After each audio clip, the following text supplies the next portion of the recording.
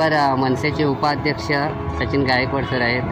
Sir, दापोलीमधील आज आपण S T महामंडळाच्या अधिकारी रेश्मा माधवले यांना आज भेट घेतली.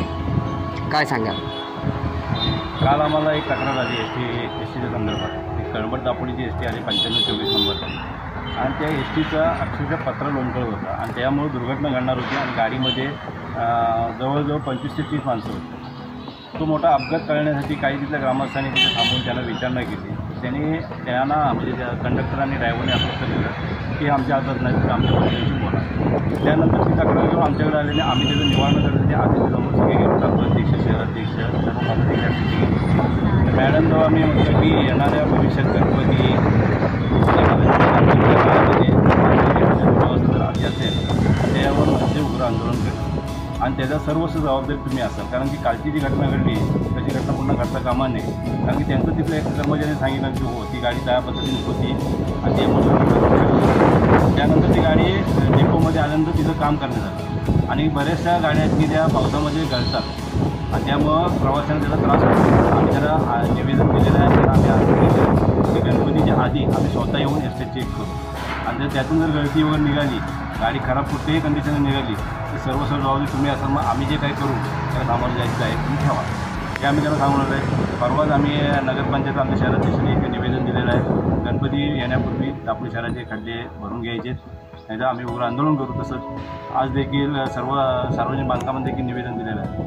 वारंवार यांना सांगण्या इतके हे दुधखुळे नाही आहेत की जर पाऊस आल्यावर त्याला खड्डे दिसत असतील, पावसाळ्यात यांना कर्मचाऱ्यांना या शासकीय कर्मचाऱ्यांना खड्डे दिसत नसतील आणि आमच्यासारखे प्रत्येकजण पक्षातील लोक येऊन यांना वारंवार सांगणार की हे दुधखुळे लोक आहेत का, यांना कामच करायचे नाहीत का, अशा ह्या गोष्टी यांच्याशी विचारल्यावर यांच्याकडे उत्तर नसतं. आणि ह्यांचं कारण एकच असतं की राजकारणामुळे आम्ही काय करू शकत नाही. तुम्हाला काय घेणं देणार, तुमचं लोकांवर काय राजकारणाचे. राजकारण लोक काय करायचे करून घेतील. एस टी महामंडळाचा एक विषय तुम्हाला सांगतो, 25% आरक्षण दिलं आहे, आम्ही स्वागत करतो महिलांसाठी. पण आता तुम्ही लाडकी बहीण योजना काढलेली आहे, त्यात भर घालण्यापेक्षा या महामंडळाकडे भर घाला, विद्युत महावितरणाकडे भर घाला.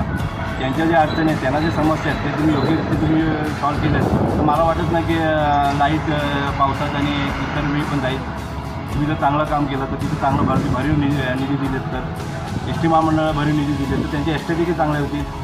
आणि तुम्ही ह्या इलेक्शनच्या टायमाला लाडकी बहीण, लाडका भाऊ, आमू योजना काढताय, ती काय मतदारांना पानं पुसण्यासाठी करताय. आमच्या आया बहिणी तहसीलदारमध्ये जाऊन, सेतूमध्ये जाऊन 2-2, 3-3 तास फॉर्म भरायला जातात आणि आता तुमचे नवीन नियम येतात की आता ऑनलाईन फॉर्म आला आहे, फॉर्मचे नियम बदललेले आहेत.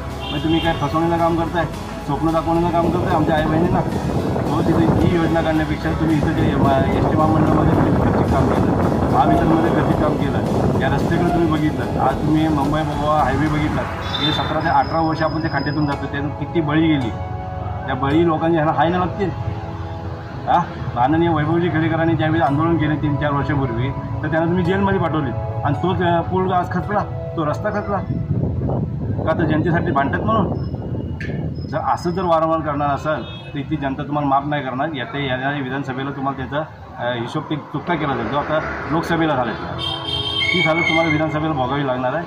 आणि जर तुम्ही व्यवस्थितरित्या महाराष्ट्र सरकारला माझी विनंती आहे की आम्ही ज्या मागण्या मागितलेल्या आहेत एस टी महामंडळासाठी, विद्युत महावितरणसाठी, रस्ते अस्तमानासाठी, त्या तुम्ही योग्यरित्या पूर्ण केलं तर तुम्हाला विधानसभेला कोण डावलणार नाही. तुम्ही असंच करायला लागलं तर विधानसभेला नक्की तुम्हाला तुमचं चित्र दिसेल.